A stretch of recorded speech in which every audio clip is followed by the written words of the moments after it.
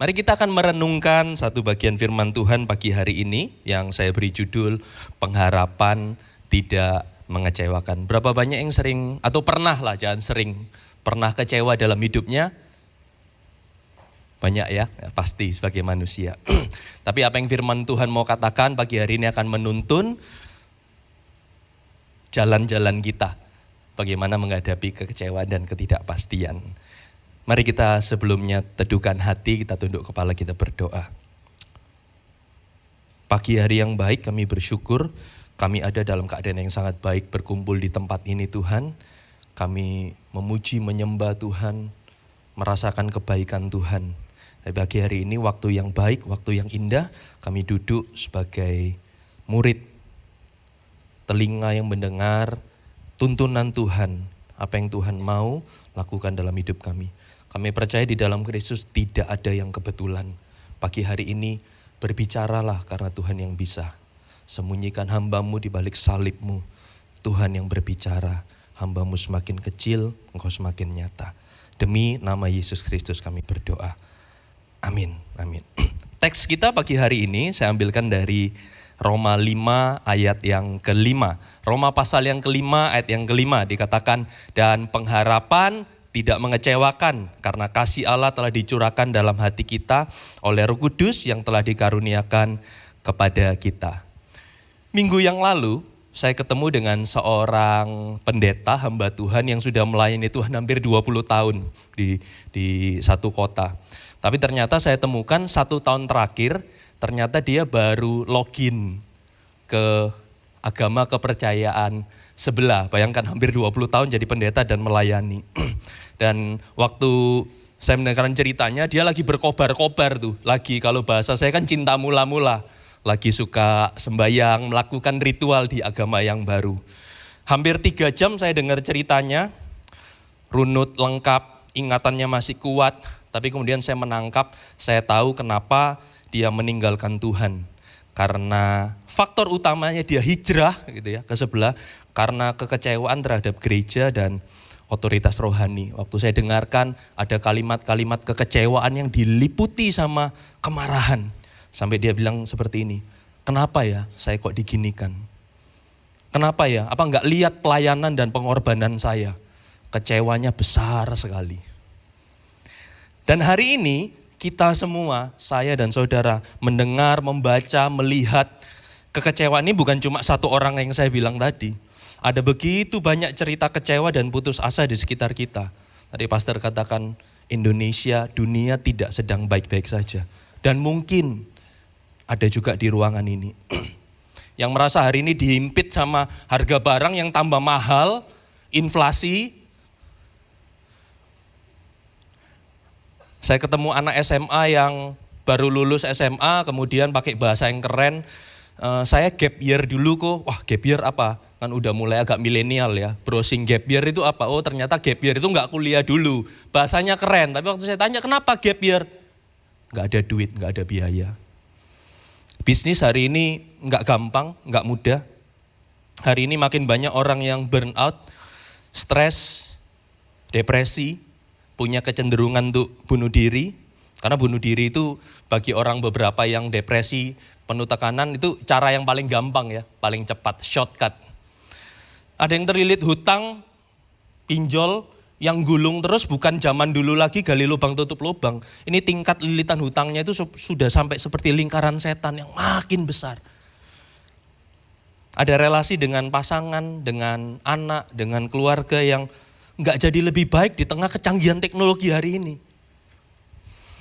Nah Bapak Ibu Saudara, kalau hidup dikepung realitas seperti ini, pertanyaannya apa masih ada pengharapan yang masih bisa dipegang? Apa masih ada pengharapan yang tidak mengecewakan? Tapi teks kita pagi hari ini, Paulus berkata pengharapan tidak mengecewakan. Nah mari sama-sama kita belajar, menelusuri dan mendalami. Kok bisa Paulus bilang pengharapan tidak mengecewakan? Apakah ini cuma klaim jargon-jargon penghiburan belaka? Ini cuma marketingnya gereja? Di tengah kondisi yang tidak baik-baik saja, apa benar pengharapan tidak mengecewakan. Apa itu pengharapan yang tidak mengecewakan? Kita mundur ke ayat 1. Roma 5 ayat yang 1 dan 2 dikatakan seperti ini. Sebab itu kita yang dibenarkan karena iman, kita hidup dalam damai sejahtera dengan Allah oleh karena Tuhan kita Yesus Kristus. 2. Oleh Dia kita juga beroleh jalan masuk oleh iman kepada kasih karunia ini. Di dalam kasih karunia ini kita berdiri dan bermegah dalam pengharapan akan menerima kemuliaan Allah. Apa itu pengharapan yang tidak mengecewakan? Poin yang pertama saya berikan, pengharapan yang berakar pada iman. Pengharapan yang berakar pada iman. Kalau saudara mau pakai analogi pohon, akar. Saudara mau pakai analogi bangunan, fondasinya iman. Nah, pasal 5 ini kelanjutan dari pasal 1 sampai 4 dari kitab Roma yang ditulis Paulus. Kitab Roma ini banyak peneliti Alkitab mempercayai salah satu kitab yang unsur teologisnya, pengajaran doktrinnya sangat rumit. Ya, tapi saya rangkum pasal 1 sampai 4 itu bicara tentang pembenaran oleh iman. Manusia sudah jatuh dalam dosa, nggak bisa diselamatkan karena perbuatannya sendiri. Itu makanya Paulus buka dengan ayat 1, sebab itu. Maksudnya apa? Kita itu sudah dibenarkan oleh iman. Dasar kita iman. Nah, kita perlu saya cerita sedikit latar belakangnya masyarakat Roma yang menerima surat Paulus pada saat itu terbagi jadi 3 kelompok yang mewakili 3 sistem pengharapan di zaman itu. Apa? Yang pertama, ada istilah yang sangat umum pada saat itu namanya Spes Augusta. Itu bahkan dicetak dalam koin Romawi zaman itu. Spes Augusta itu bilang gini, sistem pengharapan kepada kaisar. Ya, Caesar. Narasinya gini, kalau zaman sekarang bahasanya kan narasi ya. Narasi yang dibangun zaman itu apa? Masa depan dunia yang cerah, aman, makmur hanya akan bisa terjadi kalau engkau bergantung berharap sama Caesar, kaisar. Ya. Jadi pergantungan harapan itu kepada kaisar ini jadi alat propaganda politik. Ya, kasarnya kalau zaman coblosan, enggak ada coblosannya zaman Romawi. Tapi semua bergantung kaisar. Semuanya yang bagus itu karena kaisarnya. Itu kelompok yang pertama. Nah, kelompok yang kedua ada namanya kaum Stoik atau mereka memperkenalkan ajaran atau paham stoikisme. Ini kaum-kaum intelektual, para cendekiawan, pemikir, orang-orang top, orang-orang hebat. Dari sekian banyak pengajarannya, stoikisme salah satunya mengajarkan bahwa ketika penderitaan datang, manusia itu harus kebal terhadap rasa sakit atau emosi. Apatis, nggak usah dirasain. Karena kita bisa mengendalikan dengan tekad kekuatan kita sendiri. Mereka punya jargon, orang bijak itu nggak pernah menderita. Penderitaan itu cuma ilusi. Kenapa? Mengandalkan kekuatan kehebatannya sendiri. Itu kaum yang kedua. Nah, kelompok yang ketiga yang percaya dengan Dewi Fortuna, Fortune ya, Fortuna. Dewi Fortuna itu dewi keberuntungan atau nasib baik. Nah, orang Romawi awam itu menyembah, pergi ke kuil-kuil Dewi Fortuna. Nah, hidup mereka itu dikendalikan sama ketakutan akan roda Fortuna. Itu yang berputar acak. Roda Fortuna itu kadang kita bisa di atas, beruntung, kadang bisa di bawah, buntung. Jadi hidup itu seperti roda, kadang kita masih dengar ya, itu asalnya dari sini. Jadi ngapain mereka sembah ke kuil? Supaya saya di atas, tolong Dewi saya jangan di bawah, jangan dikasih gagal, jangan dikasih buntung, jangan dikasih sakit. Mereka sembah itu. Ya. Ribuan tahun berlalu, gimana dengan fenomena dunia modern kita hari ini? Pengharapan manusia modern kita ini sekarang seperti apa? Ada seorang psikolog klinis, Hannah Levinson tahun 1973, lewat penelitiannya kemudian nanti dijadikan alat tes. Memberikan 3 kategori, apa atau siapa yang mengendalikan hidup manusia atau apa dasar pengharapan mereka. Jadi ada 3 ya. Yang pertama itu faktor internal. Faktor internal itu bicara tentang diri sendiri. Pemikiran kita, kemampuan, bakat, talenta, kebisaan. Itu sumber pengharapannya orang modern.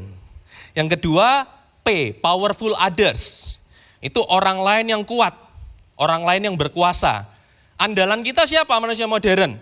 Koneksi, relasi, backingan, network, komunitas. Itu didilih seperti itu. Ya, beberapa orang membanggakan di Instagram story-nya kalau upload foto sama siapa, udah jadi hebat banget. Itu powerful others. Yang ketiga, chance atau nasib, keberuntungan, takdir. Ada orang yang sangat percaya sama ya hidup ini hoki, untung-untungan. hidup ini ya kalau dia sukses, ya beruntunglah dia. Ada yang kelompok seperti itu. Jadi kalau dibandingkan, ini sama. Ya, next slide. Jadi kalau next belum tampil, kita bandingkan zaman Romawi dan zaman sekarang. Di tempat saya udah muncul, coba bisa di next. Kita bandingkan zaman Romawi dan zaman sekarang, itu sama ternyata. Tiga ini sangat sama sekali. Tapi pertanyaan yang mendasar sekarang itu gini. Bapak Ibu Saudara, bagi saya juga pertanyaan ini. Apakah pengharapan kita hari ini didasarkan sama kondisi keuangan kita? Entah itu portofolio investasimu, polis asuransimu, sertifikat tanahmu, dana pensiun kantormu. Apakah itu yang jadi harapan dan pegangan kita hari ini? Atau yang kedua, kondisi ekonomi dan politik. Siapa yang berkuasa, siapa pemerintahnya, kebijakannya lagi seperti apa, iklim investasi, tren bisnis, apa itu yang jadi pegangan kita hari ini? Atau dirimu sendiri, pendidikan, jabatan, koneksi, orang yang kamu kenal, pesonamu, follower Instagram dan TikTokmu, atau mungkin nama baik dan reputasimu, etos kerja, bahkan karakter baik. Ada orang yang sangat menjaga namanya sekali, karena apa? Itu gantungan dan harapan hidupnya. Atau ada yang sekedar percaya nasib takdir, wis urip iki nasib Pak, hidup ini cuma tergantung nasib. Nasibku lagi bagus ya bagus. Tergantung pada hoki, makanya ada yang suka judi online. Kenapa? Nyoba Pak, siapa tahu. Siapa tahu. Gantungannya pada keberuntungan, pada roda Fortuna, Dewi Fortuna tadi. Ada yang juga hidup dijalani serampangan, dah nggak apa-apa. Iku anaknya nggak sekolah juga bisa sugih dan lain sebagainya. Atau literal ada yang pergi ke tempat-tempat tertentu, minta keberuntungan, minta kesembuhan dari sakit, minta kesehatan. Kalau saudara bisa lihat ada pola kesamaan yang sama, mendasar dari dua zaman ini, zaman Romawi sampai sekarang. Masalah yang mendasar dari tiga hal itu tadi apa? Semuanya itu tidak pasti dan tidak kekal. Tidak pasti dan tidak kekal. Saudara, saya mau bilang gini, diri sendiri itu bisa capek, bisa lelah, betul? Orang lain bisa berubah pemikiran, berubah selera, berubah sifat. Uang dan materi bisa habis, kekuasaan bisa berganti, zaman atau tren bisa berubah. Kalau semua itu jadi gantungan pengharapan kita, ujungnya satu pasti, kecewa dan putus asa. Jadi kadang ya, kita temukan bertahun-tahun, belasan tahun jadi Kristen, ikut Tuhan, tidak menjamin bisa finish sampai akhir. Kenapa? Kadang kita nggak kehilangan iman, tapi kita kehilangan pengharapan. Nah, Paulus dengan retorika teologisnya menawarkan antitesis, obatnya. Dari semua dasar yang fana dan rapuh tadi, dari zaman Romawi sampai modern, tiga dasar pengharapan yang fana dan rapuh itu Paulus temukan. Dasarnya itu harus iman. Ibrani 11 ayat 1 bilang, iman adalah dasar dari segala sesuatu yang kita harapkan. Dan bukti dari segala sesuatu yang tidak kita lihat. Dasar atau fondasinya, akarnya adalah iman kepada Kristus. Pak, jadi apa beda iman dan pengharapan? Iman itu percaya kepada Kristus dan semua karya yang dia lakukan, karya salib dan kebangkitannya. Pengharapan itu penantian akan janji-janji Tuhan yang masih ada di masa depan. Nah, ada korelasi yang menarik antara iman dan pengharapan. Iman dan pengharapan itu seperti dua sisi dari satu koin. Namanya koin pasti punya dua sisi ya. Nah, sisi koin iman itu menghadap ke belakang, ke masa lalu. Maksudnya bukan tidak bisa move on, enggak. Menghadap kepada fakta historis, karya salib dan kebangkitan Kristus. Itu sisi iman, itu yang kita percaya jadi dasar kita. Tapi enggak cukup. Ada satu sisi lain yang namanya sisi pengharapan. Menghadap ke depan, mengantisipasi, menantikan janji Tuhan. Yang pada puncaknya janji itu kemuliaan kekal. Tuhan bilang satu hari akan datang kembali, jemput engkau di awan-awan yang permai. Itu yang kita nantikan, itu jadi pengharapan kita. Nah, iman dan pengharapan tidak bisa dipisahkan. Dengar baik, karena iman tanpa pengharapan hanya angan-angan kosong. Itu just wishful thinking. Tapi tanpa pengharapan, iman itu jadi mati, jadi statis, enggak berarti. Enggak bisa dipisahkan.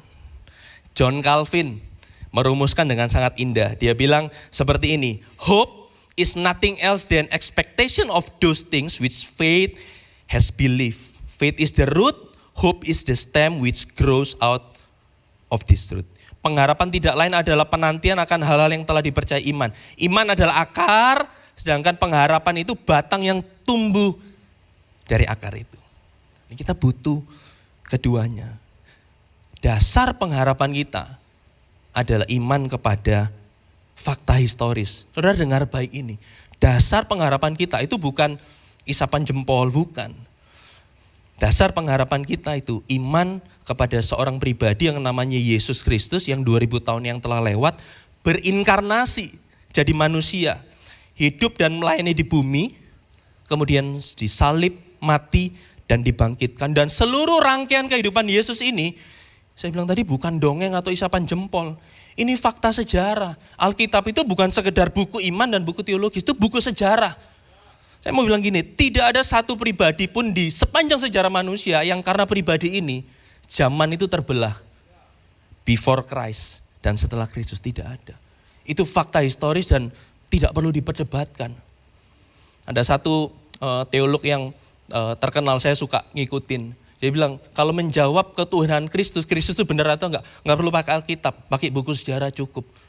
Itu dasar iman kita kepada orang yang benar telah hidup, fakta historis. Dan Allah yang kita percaya tadi, orang, ini beda Pak sama orang yang tadi powerful others. Oh saya punya backingan, saya punya network, saya punya relasi, beda. Pribadi Yesus bukan pribadi seperti itu. Karena kita tahu pribadi Yesus itu salah satu dari sekian banyak atributnya, dia punya atribut maha tahu, maha hadir, maha kuasa. Berikan tepuk tangan kemuliaan bagi Tuhan kita. Ini kalau di pelajaran teologi ini expertnya Pastor Kasten. Tapi saya enggak banyak. Tapi kenapa pada pribadi Yesus Kristus kita bisa menggantungkan pengharapan kita? Karena dia omniscient, dia maha tahu. Oh dia omnipotent, dia maha kuasa. Dia omnipresent, maha hadir. Maka asumsi saya tadi, yang tidak kekal dan tidak pasti, tidak ada di dalam Tuhan. Penebusan dan pembenaran kita lewat karya salib Kristus itu sekali untuk selamanya. Udah selesai, kekal. Pak, jadi apa implikasinya?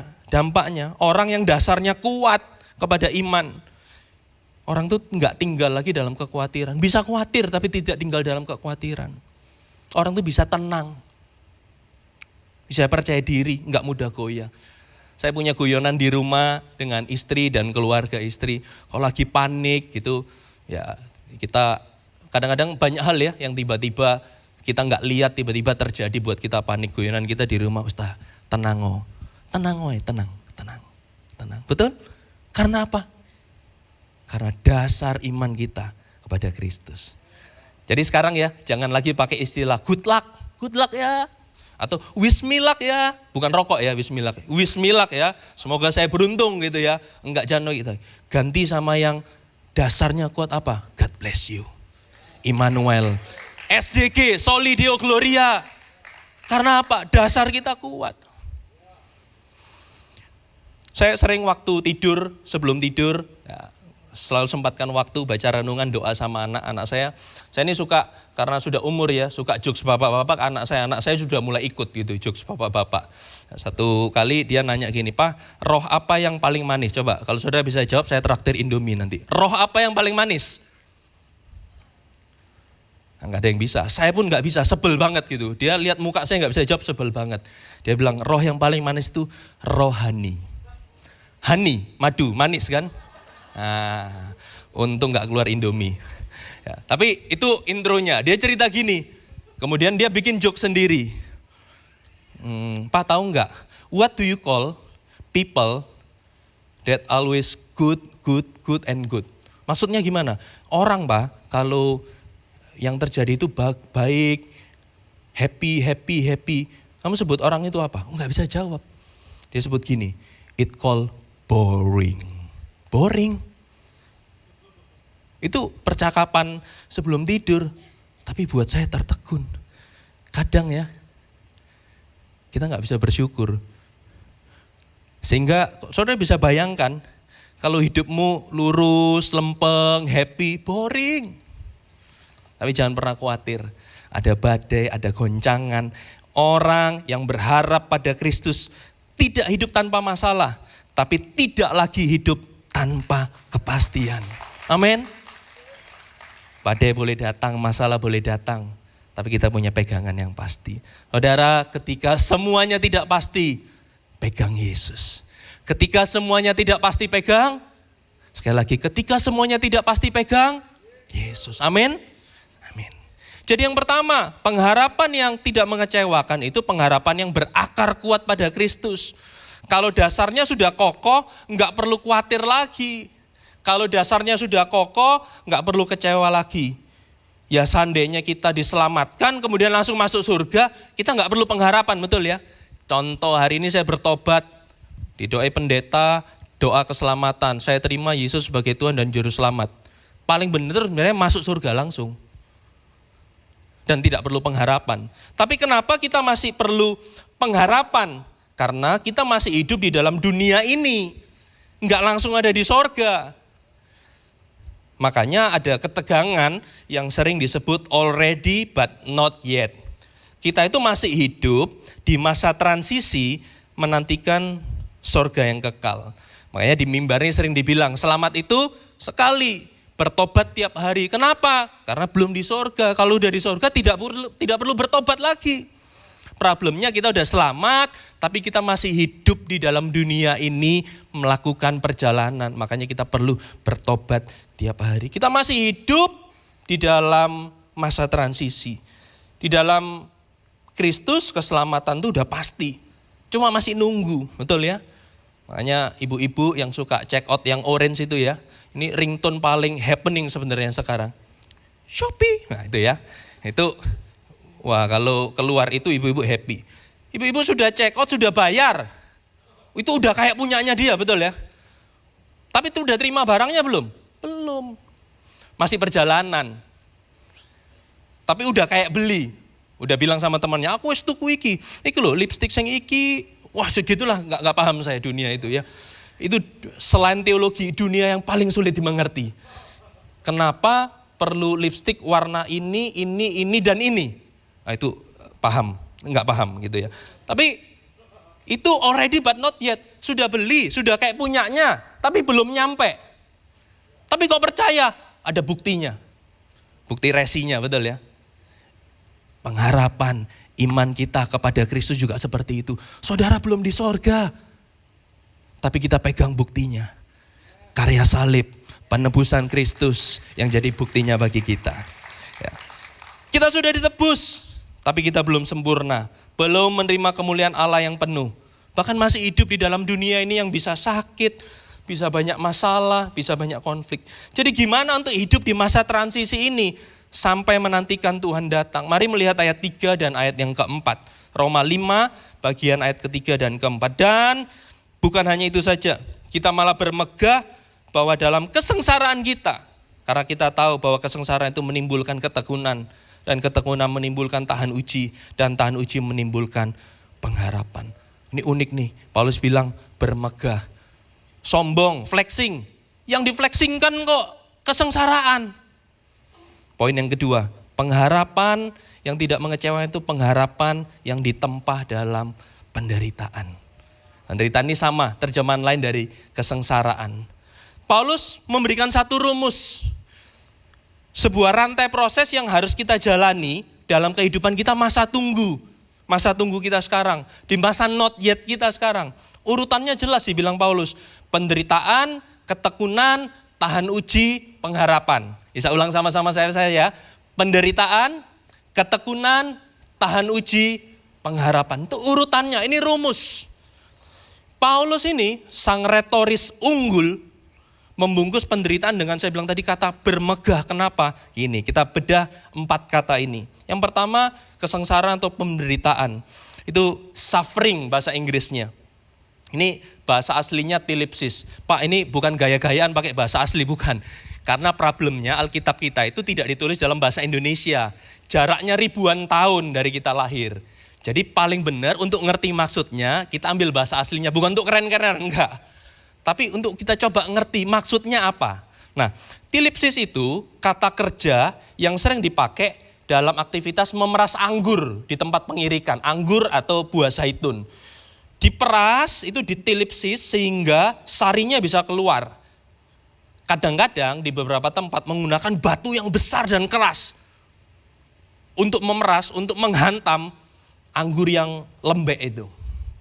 Kata ini juga bisa dipakai dalam beberapa kesempatan, itu metode eksekusi mati dengan cara menaruh batu besar di atas dada orang yang dihukum supaya sesak napas sampai hancur. Itu asal kata tilipsis.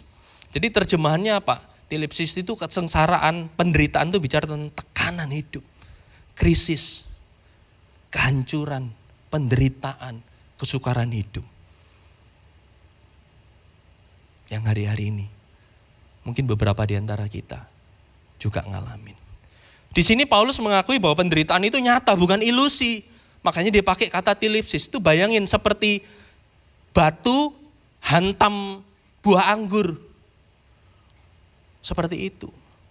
Ada pemilik usaha yang waktunya jatuh tempo bayar tagihan gak ada duit. Karena lagi sepi. Ada karyawan atau profesional yang kerja setengah mati. Belasan tahun. Loyal, lembur, tidak pernah hitung bayaran. Tapi terancam di PHK. Ada yang usia 30 atau 40 tahun. Tapi masih single, belum menikah. Ngalamin tekanan. Ngerti kan tekanan maksudnya? Kalau kumpul keluarga, ditanya kapan gitu ya. Sampai ada bercandaan di IG waktu saya lihat. Kalau engkau masih single, kumpul keluarga, ditanya kapan menikah, tanya balik, kapan kamu mati. Serem banget gitu ya. Itu tunjukkan apa? Itu juga pressure, tekanan gitu. Ada yang stres, ketika buka sosial media nggak tambah happy, tambah stres. Kenapa? Lihat teman-temannya, pencapaian teman-temannya yang sudah hebat ini dan itu. Dan dirinya belum jadi apa-apa. Ada yang kerja keras mati-matian untuk keluarga, tapi pasangannya selingkuh. Anaknya terlantar, anaknya bandel sekali. Ada yang di usia senior, mulai bergumul tiap hari itu ngapalin nama obat. Kenapa? Bergumul dengan sakit, sakit bisa datang. Dengan kesepian, dengan kesendirian. Saya sadar bahwa sakit dan sesaknya penderitaan itu nyata loh. Dan Paulus tidak mengingkari itu. Saya sering dengar istri ketika lakukan konseling, sampai ada orang yang gak bisa bercerita di ruang konseling, cuma bilang gini, kok gak adil ya? Ada yang bilang, kok berat ya? Ada yang bilang pendek, tapi kita bisa rasakan dalam banget. Hidup kok gini ya? Ada satu kali bilang gini, Tuhan kok gini ya? Ada yang lebih ngerai bilang, kok kayaknya gak kuat lagi ya. Itu nyata. Saya punya satu teman,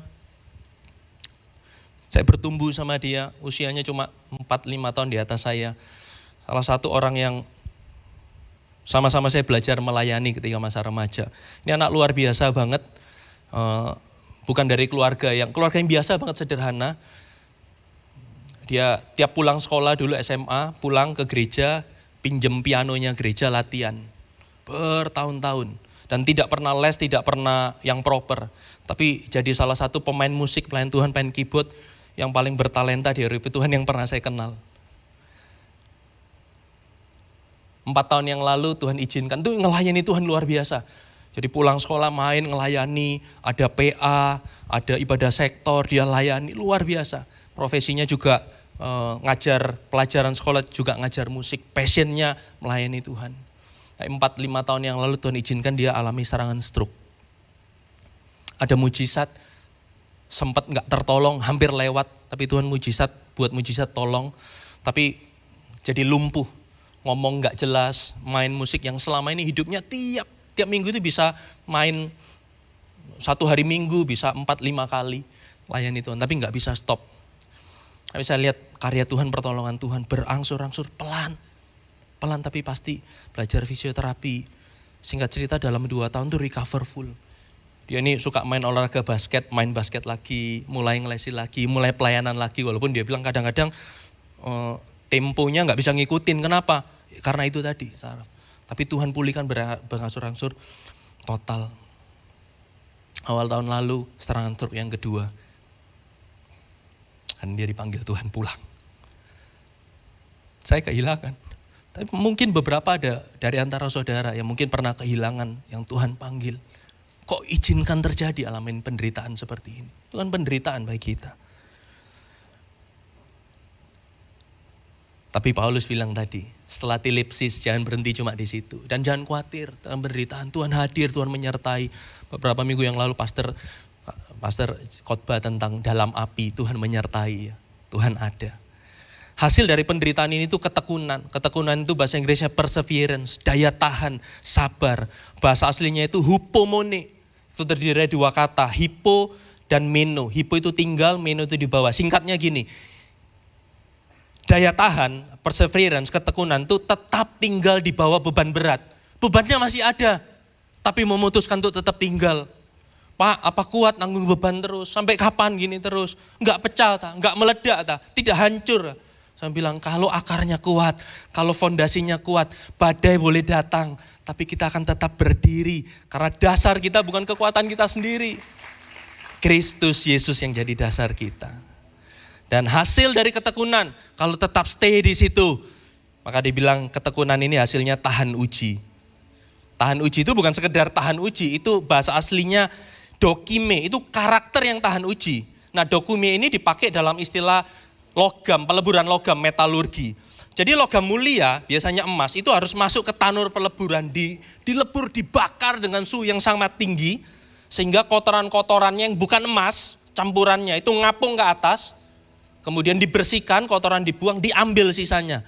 Itu emas murni, kemudian distempel. Dokime. Jadi maksudnya apa? Karakter tahan uji itu nggak bisa sekedar diklaim, tidak dijual di Shopee. Karakter tahan uji harus dibuktikan lewat proses peleburan. Dan akhirnya yang terakhir, kalau sudah dapat karakter yang tahan uji, sebenarnya karakter tahan uji itu karakter apa sih? Karakter seperti Kristus. Maka baru bisa ada pengharapan. Dan pengharapan ini bukan sekedar rantai, tapi pengharapan ini karena kita hidup dalam dunia ini bertahun-tahun. Makin hari, makin tahun harus bertumbuh dalam pengharapan yang makin besar. Karena dunia tidak makin mudah. Rantai ini bukan sekedar urutan 1, 2, 3, 4, enggak. Akan berubah yang Paulus maksud jadi satu proses. Jadi satu siklus, jadi satu lingkaran. Gambarnya seperti ini. Karena apa? Karena dunia enggak semakin mudah. Kalau meminjam istilah bisnis, modalnya itu digulung lagi tambah besar, tambah besar, tambah besar, tambah besar. Pengharapan yang di ayat 4 ini tadi beda sama pengharapan yang tadi di ayat 2 kan sudah muncul. Ini pengharapan yang sudah melalui proses, kemudian pengharapan yang makin besar itu memampukan kita melalui penderitaan, kemudian penderitaan itu menghasilkan ketekunan, ketekunan menghasilkan tahan uji, dan tahan uji menghasilkan pengharapan yang lebih besar lagi. Masalah yang lebih besar lagi boleh datang gak apa-apa, kita tetap tekun lagi, kita tetap tahan uji, menghasilkan pengharapan yang lebih besar lagi sampai kita semakin serupa seperti Kristus. Saya tutup dengan cerita ini, Corrie ten Boom. Ini salah satu cerita favorit istri saya. Corrie ten Boom seorang dari keluarga Belanda yang tinggal di kota Haarlem. Mereka ini pembuat jam tangan. Bahkan Corrie ten Boom ini salah satu pembuat jam tangan wanita pertama di Belanda. Mereka ini keluarga Kristen taat dan penuh kasih. Mereka ini sering tolong orang, tampung orang yang membutuhkan. Pada zaman Perang Dunia Kedua, waktu Nazi menginvasi Belanda, keluarga ten Boom merubah rumah mereka jadi tempat penampungan orang-orang Yahudi yang diincar oleh Hitler, mau dibantai. Ini Corrie tunjukkan, ini the hiding place-nya. Orang-orang Yahudi yang dikejar-kejar Nazi itu disembunyikan di rumahnya di sini. Diperkirakan Corrie dan keluarganya sudah menyelamatkan lebih dari 800 orang Yahudi dari pembantaian Nazi. Tapi akhirnya singkat cerita Februari 1944, aktivitas mereka ini ketahuan mata-mata Nazi dan akhirnya mereka ditangkap.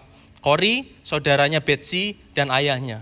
Ayahnya nggak bertahan lama, cuma beberapa hari, ya karena sudah tua, meninggal di penjara. Corrie dan Betsy diasingkan ke kamp konsentrasi di Jerman Utara, kamp Ravensbrück namanya. Itu kamp konsentrasi terbesar, kamp konsentrasi wanita terbesar. Tapi bukan cuma terbesar, itu kamp konsentrasi paling mengerikan. Kamp konsentrasi itu kayak penjara. Kenapa mengerikan? Karena kerja paksa ekstrim, baraknya itu penuh kutu, cuacanya dingin, kelaparan, satu roti aja harus rebutan. Begitu banyak orang sakit, pada penyakit menular, kekerasan, penyiksaan brutal. Itu penyiksaan tiap hari demi hari harus dilalui. Jadi kalau cuma dipukul biasa itu makanan biasa. Ini beneran disiksa. Tapi hari demi hari dilalui Corrie dan Betsy dengan rutin baca Alkitab yang mereka selundupkan waktu mereka dikirim ke penjara. Diam-diam. Mereka mulai bikin ibadah di camp itu diam-diam. Saling menguatkan satu yang lain. Baca Alkitab. Bahkan di camp yang paling dalam di bawah tanah mereka bergantung sama Tuhan. Dan Corrie harus menyaksikan kakaknya mati di camp karena kelaparan dan kondisi kesehatan yang memburuk. Salah satunya karena tiap hari disiksa. Dia lihat dengan mata kepalanya sendiri. Betsy harus meninggal. Menjelang kematiannya Betsy menguatkan Corrie. Dia bilang gini, Corrie, tidak ada jurang yang begitu dalam sehingga kasih Tuhan tidak bisa lebih dalam lagi. Ini salah satu quote yang terkenal dari Corrie ten Boom. Akhirnya setelah kematian kakaknya, Corrie keluar dari camp itu karena ajaib, kesalahan administrasi, maladministrasi. Harusnya nama Corrie tidak ada di list yang mau dibebaskan, tiba-tiba muncul, ya sudah dia keluar. Tapi Corrie tidak keluar dari kamp konsentrasi sebagai wanita yang hancur dan pahit dan penuh trauma. Tapi dia keluar sebagai pengkhotbah global yang membawa pesan pemulihan lebih ke 60 negara. Pesannya selalu sama, tidak ada penderitaan dan kehancuran yang begitu dalam sampai tidak dapat digapai oleh kasih Tuhan. Dan ada satu kisahnya ditutup selalu dengan kisah pengampunan yang fenomenal. Satu hari di tengah khotbahnya seperti ini, Corrie khotbah, selesai tutup, ada satu jemaat, badannya tegap bangkit berdiri, hampiri Corrie waktu mau pulang. Biasa kan kayak kita salam-salaman. Tapi dari jauh Corrie perhatikan, pria tegap ini gak asing, familiar. Ternyata betul, ini salah satu dulu sipir yang menyiksa mereka. Salah satu yang menyebabkan kakaknya, saudarinya sampai meninggal. Mantan sipir itu datang dan bilang, Corrie, aku yang dulu nyiksa kalian. Tapi aku bertobat, sekarang aku minta ampun. Wah, hatinya bergetar. Mau ngampuni enggak? Kalau daging, enggak. Dia lihat dengan mata kepalanya sendiri. Tapi hari itu, karakter Kristus yang ditempa dari penderitaan. Tapi dia tekun. Menghasilkan karakter seperti Kristus. Memutuskan dia melepaskan pengampunan. Hari ini, mungkin ada beberapa saudara yang bertahun-tahun orang gak pernah tahu. Mungkin istrimu, mungkin suamimu tidak tahu. Kau simpan satu kepahitan, dendam pada satu orang. Mungkin papamu, mungkin saudaramu, mungkin rekan bisnismu yang tikam kau dari belakang. Hari ini, kalau engkau sudah melalui penderitaan, kau tekun, ada karakter Kristus, maka engkau punya pengharapan. Kau bisa melepaskan pengampunan.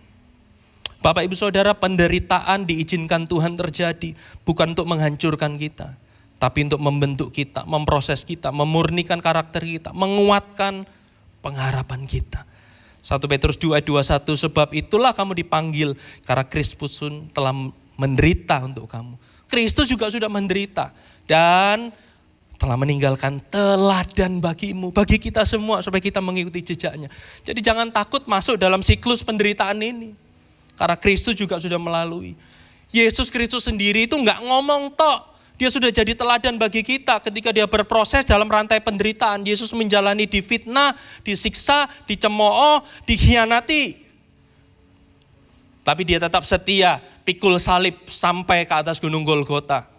Itu ketekunannya, itu daya tahannya.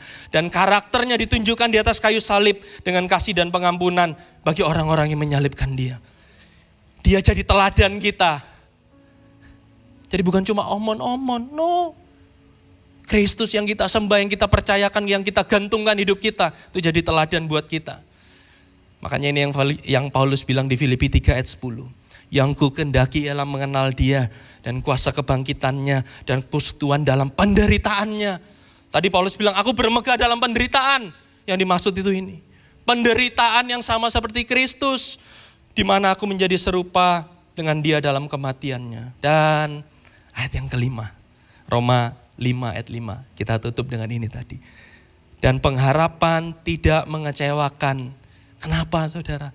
Karena kasih Allah dicurahkan dalam hati kita oleh Roh Kudus yang telah dikaruniakan. Melewati semua rantai proses penderitaan itu gak mudah. Kalau kita tidak punya kasih Allah. Kalau kita gak terima pertolongan Roh Kudus. Waktu hidup terasa berat. Pandang Yesus. Waktu hidup terasa berat apa saudara? Pandang Yesus. Waktu hidup terasa berat apa? Pandang Yesus. Mari kita bangkit berdiri. Saya sudah selesai. Kita tundukkan kepala. Saya rindu naikkan satu pujian. Tapi sebelum naikkan satu pujian ini saudara. Saya nggak tahu berapa banyak saudara yang pernah mungkin dikecewakan. Ngalamin proses penderitaan yang begitu berat. Proses kehilangan yang begitu berat. Pernah disakiti, pernah dikhianati.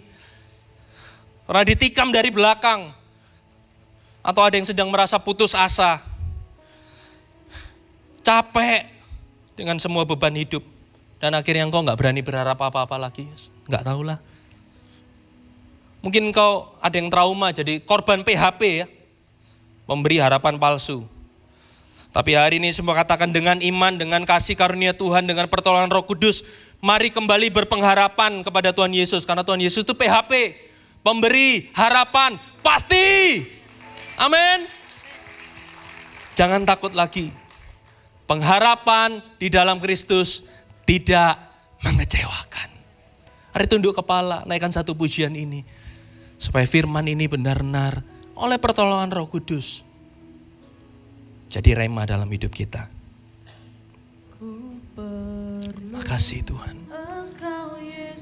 Makasih Yesus. Makasih Tuhan.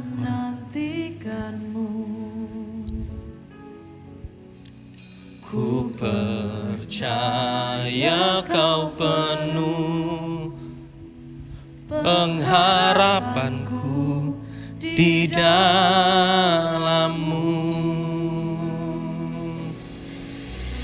Yesus hanya Kau yang ku andalkan. Terima kasih Tuhan. Terima kasih Yesus. Siapapun juga. Yesus hanya Kau yang ku percaya. Di setiap waktu tiada lain yang ku andalkan selain Kau, Yesus. Makasih Tuhan. Amin. Lebih dari segalanya Tuhan, aku menantikan-Mu. Amin. Ku percaya Kau penuh pengharapanku di dalam-Mu. Mari segenap hati naikkan ini jadi doamu. Yesus hanya Kau yang ku andalkan, melebihi siapapun juga. Yesus hanya Kau yang ku percaya.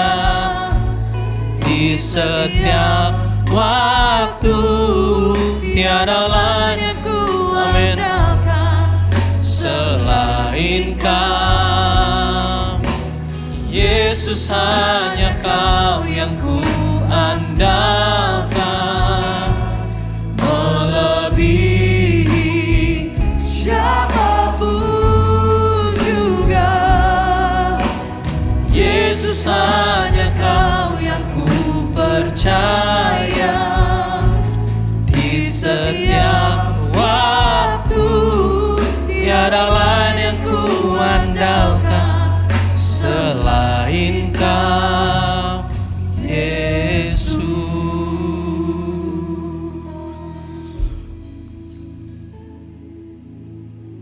Kami menghampiri Engkau sekali lagi Tuhan. Kami sudah buka telinga kami, dengar firman-Mu.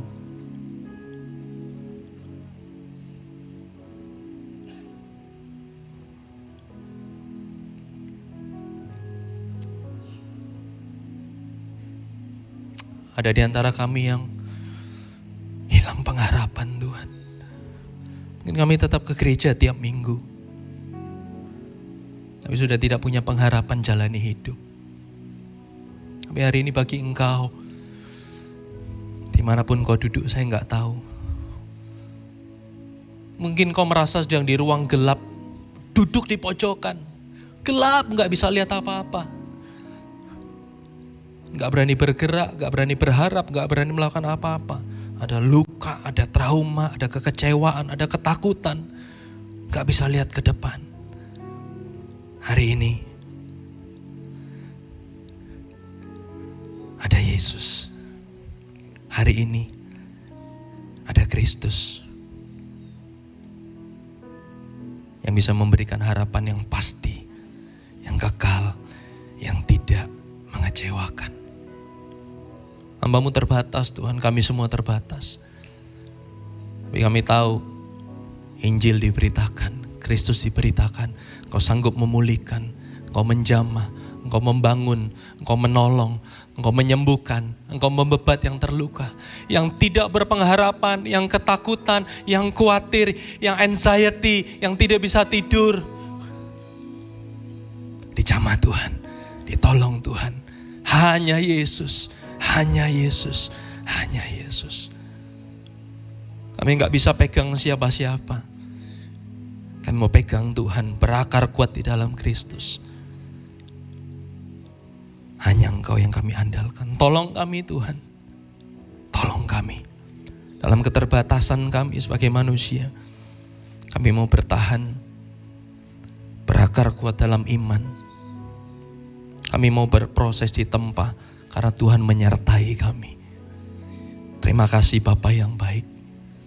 Demi nama Yesus Kristus, Tuhan Allah yang telah mati dan bangkit bagi kami. Kami berdoa, semua orang yang percaya katakan amin, amin, amin.